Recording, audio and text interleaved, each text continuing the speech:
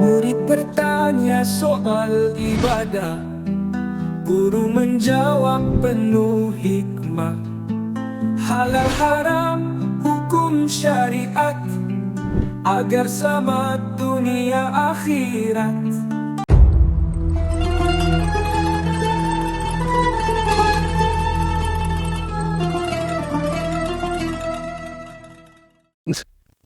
Bismillahirrahmanirrahim. Assalamualaikum warahmatullahi wabarakatuh. Waalaikumsalam. Alhamdulillahi rabbil alamin. Wassallallahu ala sayyidina Muhammadin wa ala alihi wa sahbihi sallam ajma'in. Alhamdulillah, bersyukur kepada Allah Subhanahu wa ta'ala. Pada kesempatan kali ini kita sama-sama kedatangan tamu mulia, ad-da'i ilallah, yaitu Al-Habib Al-Munsib Muhammad Ibn Ahmad Al-Jufri, berasal dari negeri Hadramaut, Yaman.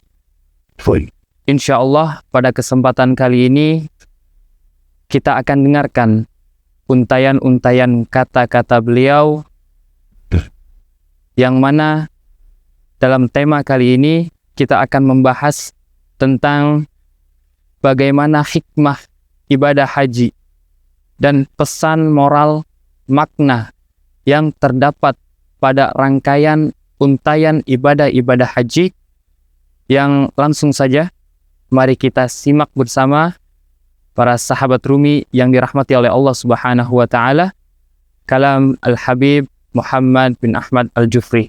Fa'alaihi falyatafaddal. Alhamdulillah alladhi idza ahabba syai'an istafah, فهو سبحانه وتعالى يصطفي من مخلوقاته من يختارهم لحكمة من حكمه العلية، والصلاة والسلام على سيدنا محمد خيرة خلقه ومصطفاهم صلى الله عليه وعلى آله وصحبه وسلم.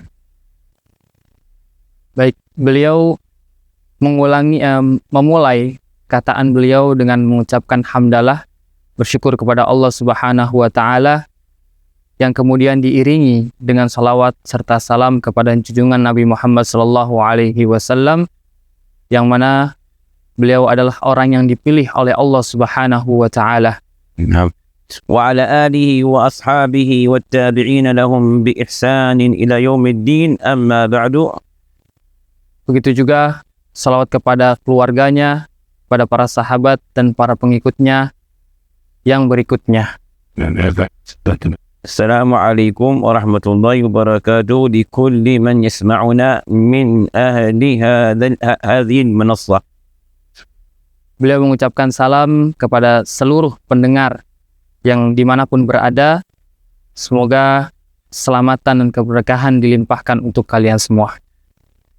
فنحن بحمد الله في هذه الأيام نعيش حرمة من حرمات الله سبحانه وتعالى. Alhamdulillah, beliau mengucapkan bahwasanya kita semua ini yang hidup di zaman ini merasakan dengan kehidupan yang mana dengan kemuliaan Allah Subhanahu wa ta'ala, الذي عظمها الله في كتابه العزيز, yang telah diagungkan oleh Allah Subhanahu wa ta'ala, ditetapkan dalam Al-Qur'annya. فاختار منها أربعة حرم. Allah Subhanahu wa ta'ala memilih 4 daripada bulan-bulan yang haram. ونحن في أول هذه الحرم السرد التي تأتي سردا أي واحدة بعد الواحدة، ذو القعدة وذو الحجة والمحرم. Maka kita semua di sini berada di awal daripada bulan haram tersebut, yaitu yang mana dimulai dengan bulan Dzulqa'dah, Dzulhijjah, kemudian Muharram. بل منذ دخولنا من شهر شوال ونحن في أشهر الحج التي قال الله فيها الحج أشهر معلومات فمن فرض فيهن الحج فلا رفث ولا فسوق ولا جدال في الحج.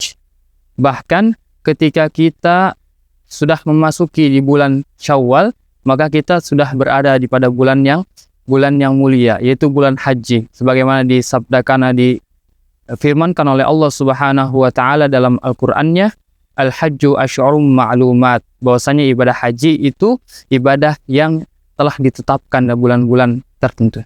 معلومات عند الله سبحانه وتعالى Yaitu diketahui di sisi Allah Subhanahu wa taala بالتخصيص والتفضيل. dengan kekhususan dan keutamaan-keutamaannya. وإذا خصص الله وقتا من الأوقات وفضلها فهي ليست كغيرها من الأوقات. Maka apabila Allah Subhanahu wa taala telah mengkhususkan waktu daripada waktu-waktu yang lain, maka tidaklah akan sama waktu tersebut dengan waktu yang lain. بل لها شأن عظيم عند الله سبحانه وتعالى. Bahkan waktu yang telah dikhususkan tersebut memiliki keutamaan yang sangat besar. ففي شوال من صام 6 منها بعد رمضان كما جاء في الحديث كان كصيام الدهر. Pada bulan Syawal, di bulan Syawal disebutkan juga bahwasanya orang yang melaksanakan ibadah puasa 6 hari setelah bulan Ramadan, maka puasa tersebut diibaratkan 1 tahun penuh. ثم يأتي بعدها شهر ذو القعدة Kemudian setelah itu datang bulan Dzulqa'dah, الذي كان أهل الجاهلية يعظمون هذا الوقت فيقعدون فيه عن القتال لأنه شهر السير فيه إلى الأماكن المقدسة أو إلى الأماكن المحرمة مكة.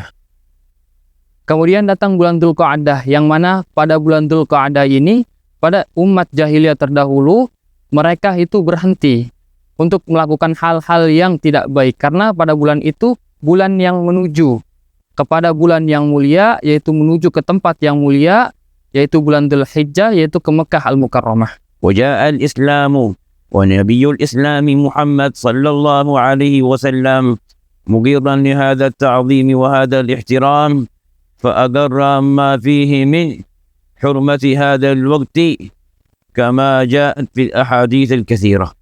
Kemudian datanglah agama Islam, yang mana agama Islam ini dibawa oleh Nabi Muhammad SAW.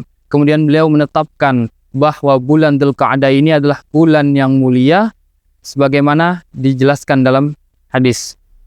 بل جاء في حديث السيدة عائشة عليها رضوان الله بأنه صلى الله عليه وسلم كانت جميع عمره أي عمراته في شهر ذو القعدة كما جاء في سنن ابن ماجه.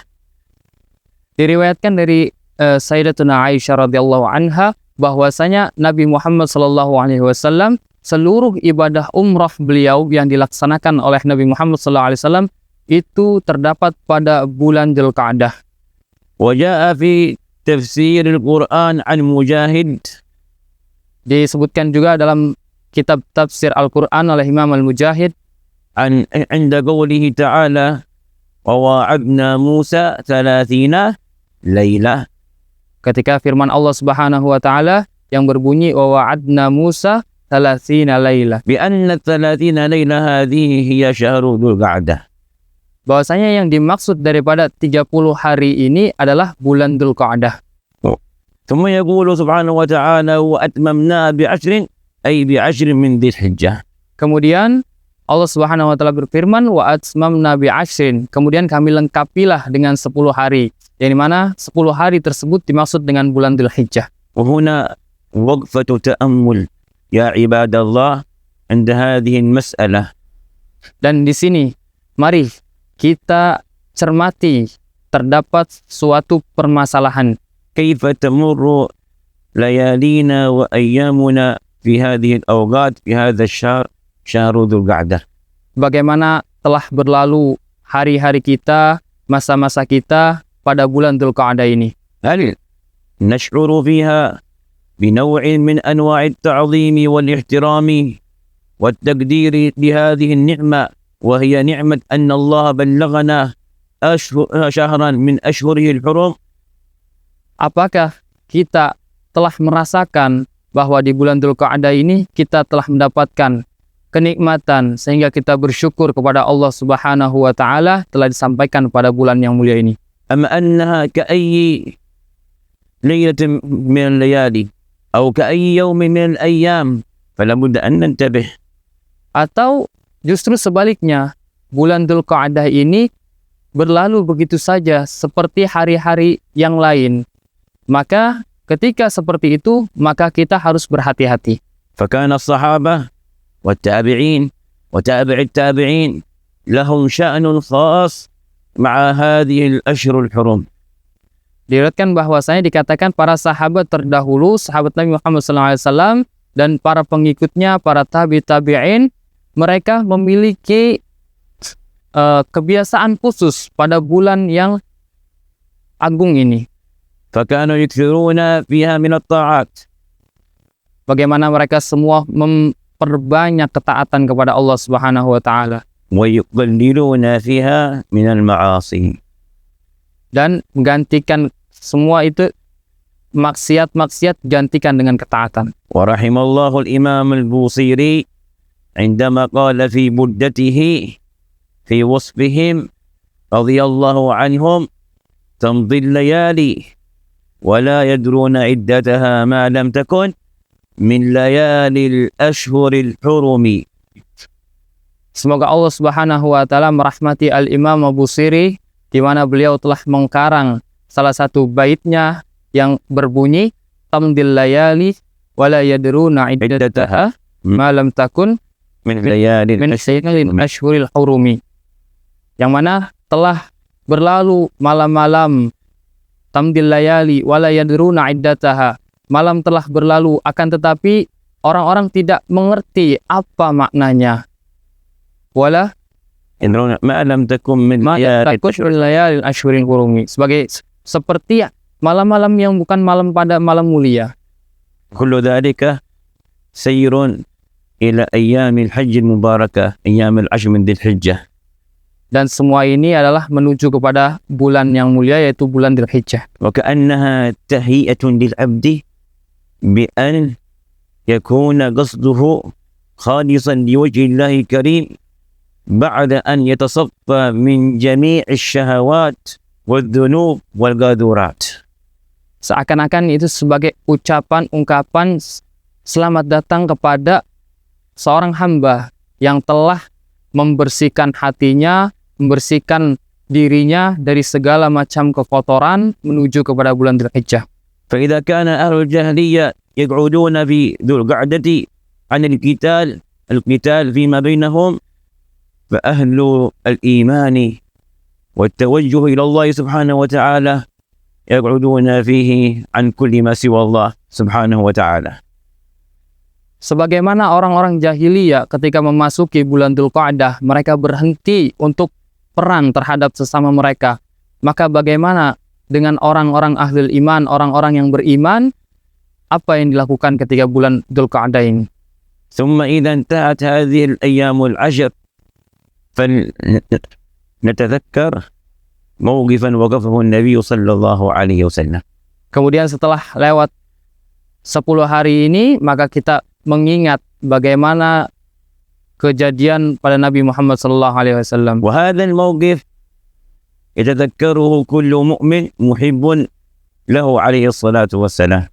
Maka peristiwa ini apabila seorang mukmin mengingat kejadian tersebut, maka akan mencintai Nabi Muhammad SAW. لأن هذا الموقف كان فيه ابتداء فرض الحج. Karena pada peristiwa tersebut adalah peristiwa yang mana permulaan daripada ibadah haji. كما جاء في الحديث الذي رواه البخاري ومسلم عن أبي هريرة رضي الله عنه وأرضاه أنه قال Sebagaimana diriwayatkan dalam hadis riwayat Bukhari wa Muslim, bahwasanya sahabat Abu Hurairah radhiyallahu anhu berkata, خطبنا رسول الله صلى الله عليه وسلم. bahwa Rasulullah SAW berbicara atau berkhutbah kepada kami. فقال أيها الناس. Maka Nabi berkata, wahai umat manusia, إن الله قد فرض عليكم الحج فحجوا. bahwasanya ketahuilah Allah Subhanahu wa taala telah mewajibkan membuat fardu kepada kalian, yaitu ibadah haji, maka berhajilah. وفي رواية فرض عليكم الحج فحجوا. Dalam riwayat yang lain disebutkan juga kalian telah ditetapkan atas kalian ibadah haji, maka berhajilah. هنا في هذه اللحظة قام رجل فقال يا رسول الله في كل عام. Maka pada peristiwa tersebut berdiri seorang sahabat bertanya kepada Nabi Muhammad SAW, wahai Rasulullah, apakah kita melakukan ini setiap tahun? فسكت رسول الله صلى الله عليه وسلم رحمة منه عليه الصلاة والسلام. Maka Nabi Muhammad SAW seketika itu terdiam karena rahmat, karena menyayangi, untuk kasih sayangnya kepada mereka. حتى قالها الرجل 3 مرات، أي سأل النبي 3 مرات أفي كل عام يا رسول الله أفي كل عام، والنبي ساكت بأنه يعلم بأنه لو تكلم وقعت هذه الكلمة. Sampai sahabat yang bertanya tersebut mengulangi pertanyaan yang sama sebanyak 3 kali. Beliau berkata, apakah kita melakukan ibadah haji setiap tahun? Maka Nabi hanya terdiam. Karena Nabi mengetahui apabila Nabi menjawab, maka akan terjadilah hukum haji pada waktu itu. فقال لا ولو قلت نعم لوجبت ولما استطعت. Maka Nabi ketika itu menjawab, tidak. Karena kalau aku bilang iya, akan diwajibkan ibadah haji, sementara kalian semua tidak akan mampu untuk beribadah haji setiap tahun. ولله على الناس حج البيت لمن استطاع إليه سبيل. Sebagaimana firman Allah Subhanahu wa taala dalam Al-Qur'an, Allah Subhanahu wa taala, walillahil hajj 'alan بالله على الناس walillahi 'alan nasil hajj man istata'a حج البيت. hajjal baiti man istata'a ilaihi sabila. Maka ibadah haji ini diwajibkan kepada umat manusia, umat muslim, kepada orang yang mampu saja. فمنذ بداية فرض هذا الحج ظهرت رحمة النبي عليه الصلاة والسلام لأمته. Maka sejak dari awal ibadah haji ditetapkan pun sudah nampak kasih sayang Nabi Muhammad SAW. وهذا هو الأساس في كل عبادة من عبادات هذا الدين الحنيف. Dan ini adalah suatu dasar atau asas terhadap agama Islam. بل جاء في الحديث بأن امرأة رفعت وليدا لها فقالت يا رسول الله ألي هذا حج؟ فقال نعم. صلى عليه. Pada waktu itu pula ada seorang sahabiah, yaitu perempuan yang membawa anaknya, kemudian diberitahu kepada Nabi, apakah anak tersebut juga dihitung ibadah hajinya? Maka Nabi menjawab, kata Nabi, iya. فهي نعمة من نعم الله عز وجل على أمة النبي صلى الله عليه وسلم. Maka ini adalah suatu kenikmatan daripada nikmat-nikmat Allah Subhanahu wa taala untuk umat Islam, yaitu umat Nabi Muhammad SAW. وفي هذه النقطة نذكر أيضا ما جاء في فضل هذا الحج ولمن حج به. Maka pada poin ini kita juga mengingat untuk apa ibadah haji ini ditetapkan. فقال عليه الصلاة والسلام الحج المبرور ليس له جزاء إلا الجنة. Maka Nabi Muhammad SAW bersabda dalam hadisnya, Al-Hajjul Mabrur laisa lahu jaza illal jannah. Maka haji yang mabrur itu, yang diterima oleh Allah, tidak ada balasannya kecuali surga yang pantas. وهذا الحديث له جزءان ليس جزء واحد. Hadis ini memiliki 2 sisi, bukan hanya satu sisi saja. فهو حج جزء ومبرور جزء آخر. Bahwasanya ibadah haji satu sisi, dan di sisi lain adalah ibadah haji mabrur, yaitu diterima. فالذي يحج وليس حجه حج مبرور فلا التفات ولا وزن لحجه. Maka apabila orang yang telah pergi ibadah haji akan tetapi belum diterima oleh Allah, maka tidaklah dianggap hajinya. بل المقصود من الحج بأن يقصد الله سبحانه وتعالى إلى بيته الكريم وأن يؤدي المناسك وهو على وصف الخلق الحسن. Bahwasanya ibadah haji ini pergi ke Baitullah, menghadap kepada Allah Subhanahu wa taala, menunaikan ibadah-ibadahnya. فمن فرض فيهن الحج فلا رفث ولا فسوق ولا جدال في الحج. Maka orang yang melaksanakan ibadah haji ini maka tidak melakukan hal-hal yang buruk ketika beribadah haji. فنجد أن الله سبحانه وتعالى نهى عن الأخلاق الذميمة في الحج. Maka Allah Subhanahu wa taala melarang kepada umat Islam ketika melakukan haji berperilaku yang tidak baik وما يتبعها من أقوال وأفعال. dan dari perbuatan dan perkataan. فالذي لا يلتزم بهذه القاعدة الإيمانية فهو ليس من أهل الحج وليس من أهل القصد الصحيح إلى الله سبحانه وتعالى. Maka apabila ada orang yang berangkat haji kemudian tidak memperhatikan aturan-aturan tersebut, maka sesungguhnya hajinya itu tidak berniat atau bermaksud kepada Allah Subhanahu wa taala. فالذي يريد أن يحج لابد أن يأتي بالمال كما هو معروف، وأن يأتي بالراحلة لكي يصل إلى البلد الحرام، ولكن أيضا عليه أن يأتي بالتربية الحسنة، الخلق الحسن لمن استطاع. كيف يحج وهو سيء الخلق؟ هذا ليس مستطيع في الباطن، باطنا ليس من أهل الاستطاعة، بل قد يأخذ الإثم، بل قد ينال الوزر إذا حج وهو على وصف الكبر وغيرها من الصفات الذميمة.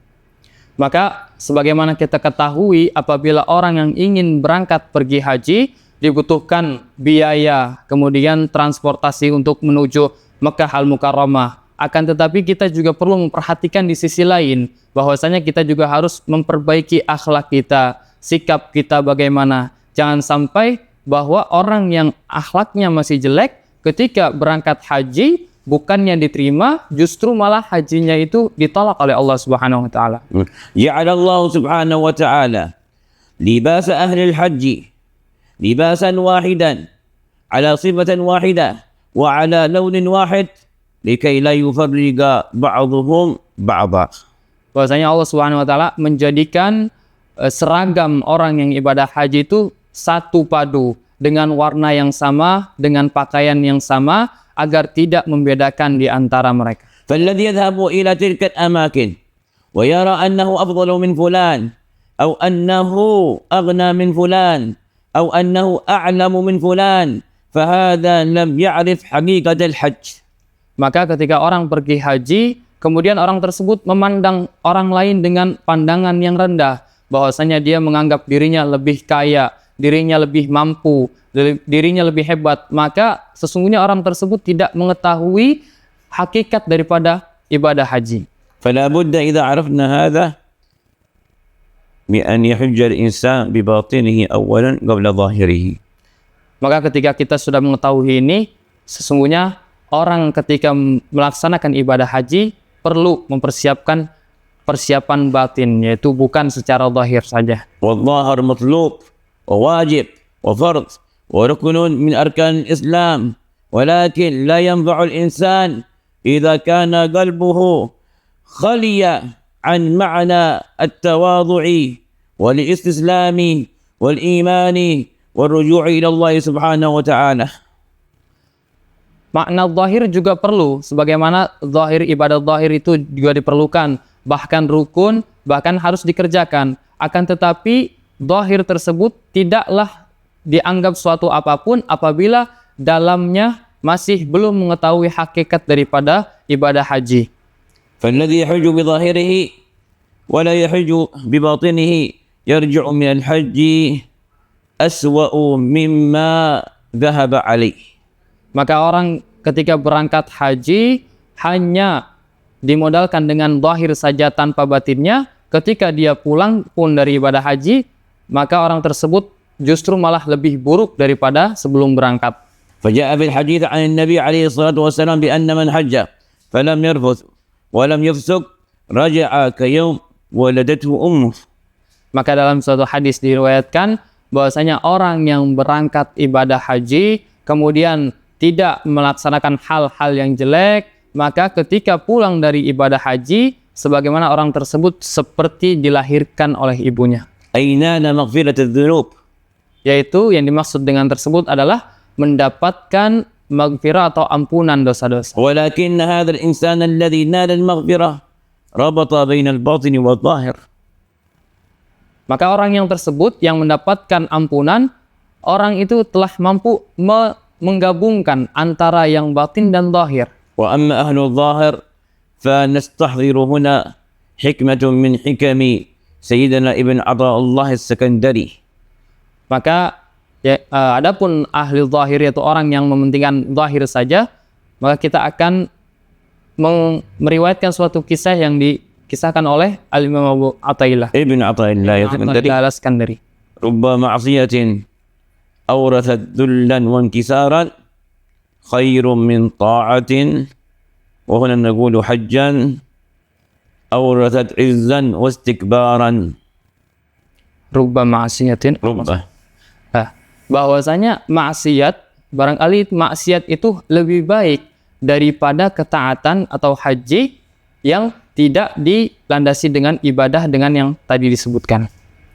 فما أعظم من يعرف قدر الحج. Maka suatu keagungan atau kebesaran bagi orang yang mengetahui ibadah haji. ومن يعظم شعائر الله فإنها من تقوى القلوب. Dalam Al-Quran disebutkan bahwasanya orang yang mengagungkan syiar-syiar Allah, maka itu dari ketakwaan dalam hati. فنسأل الله سبحانه وتعالى أن يبلغنا حج بيته الكريم. Maka kita meminta kepada Allah Subhanahu wa taala agar menyampaikan kita untuk beribadah haji kepada Allah Subhanahu wa taala ويجعلنا ممن يحجون ظاهرا وباطنا. dan menjadikan kita semua sebagai orang-orang yang pergi ibadah haji secara zahir dan batin. ممن اجتنبوا الفسوق والجدال. Tidak dijadikan orang-orang dijauhi daripada orang-orang yang melakukan hal-hal kejelekan, وممن توجهوا إلى الله ذو الجلال. dan jadikan orang-orang yang menuju kepada Allah Subhanahu wa taala Sang Maha Agung بقلوبهم وأجسادهم. dengan hati dan jasadnya. ثم بعد ذلك يتوج الحاج كل حجه بماذا يتوجه؟ Kemudian setelah itu apa yang dituju ketika ibadah haji? بزيارة النبي صلى الله عليه وعلى آله وصحبه وسلم. Yaitu dengan berziarah ke makam Nabi Muhammad sallallahu alaihi wasallam. فإذا كانت الصلاة وهي عماد الدين، Maka apabila diibaratkan salat itu sebagai tiangnya agama, لا بد أن تقول فيها لكي تقبل السلام عليك أيها النبي ورحمة الله وبركاته. maka jika salat agar diterima, maka di dalam salat pun dikatakan bersalawat kepada Nabi, Assalamualaikum ayuhan Nabi wa Rasul. ورسول الله في الحج قال لأمته خذوا عني مناسككم صلى الله عليه وسلم. Dan Rasulullah SAW bersabda dalam haj, ambillah ibadah-ibadah haji manasikakum. جمع منسك النسك. نعم. فهو الذي علمنا وهو الذي أرشدنا. أفلا يكون من جزائه والوفاء له بأن نزوره بعد تمام أعمال الحج؟ Maka Nabi Muhammad SAW adalah pedoman kita. Maka setelah kita melaksanakan ibadah haji, kita melakukan ziarah ke makam Nabi Muhammad SAW. فقد جاء في الحديث صحيح المعنى. Maka telah diriwayatkan dalam hadis yang maknanya itu sahih, من حج فلم يزرني فقد جفاني صلى الله عليه وسلم.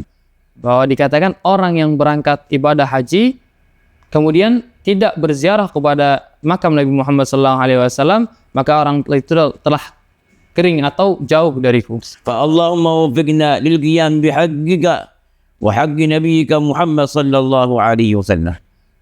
Maka semoga Allah menjadikan kita orang yang beribadah haji kemudian menyampaikan kepada Nabi Muhammad SAW. وهذا ونسأل الله بأن يتم علينا النعمة الظاهرة والباطنة وأن يكرمنا بما أكرم به الصالحين ويجعلنا من الصالحين وأن يحفظنا فيما تبقى من أمر ديننا ودنيانا وأعمارنا نحن وأولادنا وأحبابنا وجميع أهل لا إله إلا الله محمد رسول الله صلى الله عليه وسلم، وأن يميتنا على قول الشهادة عليها نحيا وعليها نموت إن شاء الله، وعليها نبعث من الآمنين في خير وصف وعافية. وصلى الله على سيدنا محمد وعلى آله وصحبه وسلم، وآخر دعوانا الحمد لله رب العالمين.